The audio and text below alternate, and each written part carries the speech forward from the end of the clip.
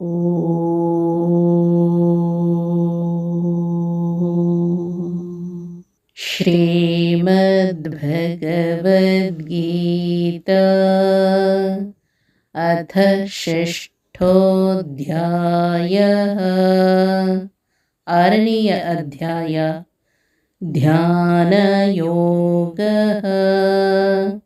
ಧ್ಯಾನಯೋಗ ಅಧ್ಯಾಯ 6 ಶ್ಲೋಕ 44. ಶ್ರೀ ಭಗವಾನ್ ಉವಾಚ ಪೂರ್ವಾಭ್ಯಾಸೇನ ತೇನೈವ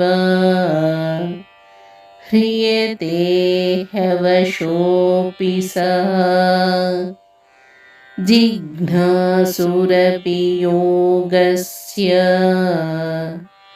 ಶಬ್ದಬ್ರಹ್ಮಾತಿ ವರ್ತತೆ. ಶ್ರೀಕೃಷ್ಣ ಹೇಳಿದರು, ಆ ಪೂರ್ವಾಭ್ಯಾಸದಿಂದ ಅಸ್ವತಂತ್ರನಾಗಿ ಅವನು ಸೆಳೆಯಲ್ಪಡುತ್ತಾನೆ. ಅವನು ಯೋಗದ ಜಿಜ್ಞಾಸುವಾಗಿದ್ದರೂ ವೇದೋಕ್ತವಾದ ಕರ್ಮಗಳ ಫಲವನ್ನು ಮೀರುತ್ತಾನೆ. ಪೂರ್ವಜನ್ಮದ ಸಂಸ್ಕಾರ ಬಲದಿಂದ ಅವನು ಅನಾಯಾಸವಾಗಿ ಯೋಗ ಮಾರ್ಗಕ್ಕೆ ಎಳೆಯಲ್ಪಡುತ್ತಾನೆ. ಅವನು ಯೋಗದ ಜಿಜ್ಞಾಸುವಾಗಿ ಕರ್ಮಕಾಂಡರೂಪವಾದ ಶಬ್ದ ಬ್ರಹ್ಮವನ್ನು ದಾಟಿ ನಿಲ್ಲುತ್ತಾನೆ.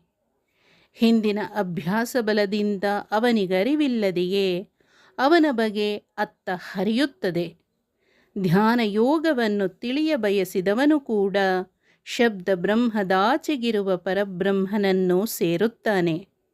ಒಂದು ವೇಳೆ ವೇದಜ್ಞರ ಮನೆಯಲ್ಲಿ ಹುಟ್ಟದೇ ಇದ್ದರೂ ಕೂಡ ಹಿಂದಿನ ಜನ್ಮದ ಸಾಧನೆಯ ಫಲದಿಂದ ನಮಗರಿವಿಲ್ಲದಂತೆ ನಮ್ಮ ಮನಸ್ಸು ಸಾಧನೆಯತ್ತ ಹರಿಯುತ್ತದೆ. ಪ್ರಹ್ಲಾದನ ಮತ್ತು ಪಿಂಗಳೆಯ ಕಥೆ ಇದಕ್ಕೆ ಉತ್ತಮ ದೃಷ್ಟಾಂತ. ಅಂತರಂಗದಲ್ಲಿ ಸದಾ ಅಧ್ಯಾತ್ಮದ ಬಗ್ಗೆ ತುಡಿತ, ಅತ್ಯಂತ ಉತ್ಕಟವಾದ ಕಳಕಳಿ ಇದ್ದರೆ ಅವರು ಶಾಸ್ತ್ರ ಓದಿದವರನ್ನು ಮೀರಿ ಎತ್ತರಕ್ಕೇರುತ್ತಾರೆ.